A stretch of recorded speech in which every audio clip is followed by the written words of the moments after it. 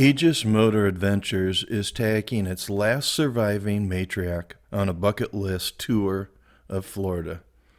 Join us as we go to the Keys and head up the East Coast. Hey everyone, welcome to the channel. Hey, we're going to be doing something just a little bit different than what we usually do. This is definitely a motorcycle travel, but this time we're going to be traveling in a car, and we're going to be doing it for a special reason. And that reason is sitting right next to me here. This is my lovely mother, and she's recently had back surgery, and so there's no way I'd be able to put her on the Gold Wing to do this particular trip, but we're going to take her down to Key West and some places here in Florida that she's never been. The Florida Panther National Wildlife Refuge was established in 1989. The Panther Refuge consists of 26,400 acres and is a part of the big Cypress Swamp. Florida panthers are considered endangered, with only about 130 left in the wild in South Florida. Each year, about 20 panthers are killed by vehicles, hence the high fences and the warning signs. Occasional sightings do occur.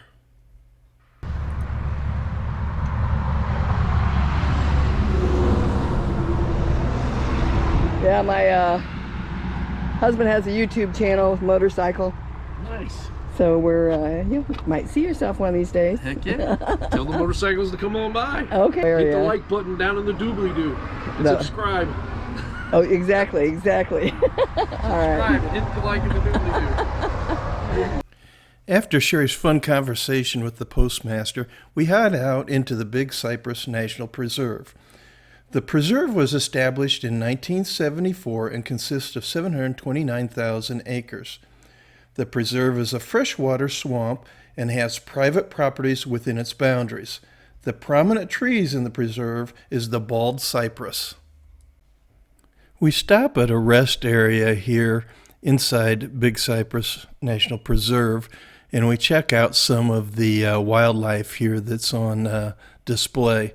It's pretty cool because alligators are real common in Florida, and it's easy to see them.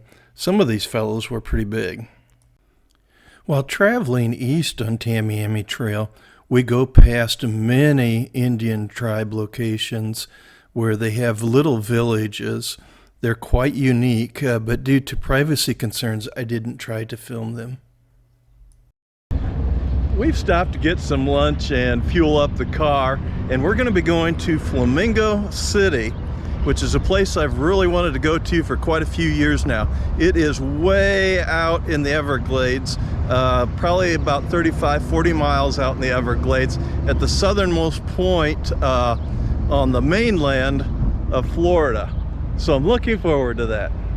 The Homestead Florida area is a real favorite of Sherry and I because many of the fruits and shrubs that are tropical in nature are growing here in the Homestead area.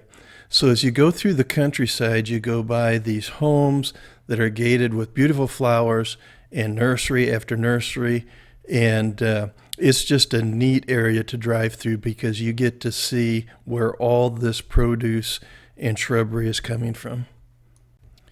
The Everglades National Park is a 1.5 million acre wetlands consisting of one of the world's largest sawgrass marshes.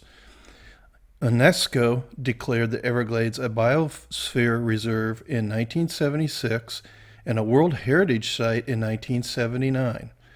The Everglades are only 20% of their original size due to the introduction of drainage for farmland creation. Today there is a consensus that preservation is paramount and efforts to reverse damage is being implemented. Hey, big boy. You're a big old sucker. Can you see All right. it? Mm-hmm. I'm going to get my camera out real quick. The Everglades consist of fresh and salt water, which combines to create brackish water. So all along this area you see different biospheres depending on whether it's fresh water or salt water and what the concentration is. Here you're looking over Florida Bay at Flamingo in the Everglades National Park.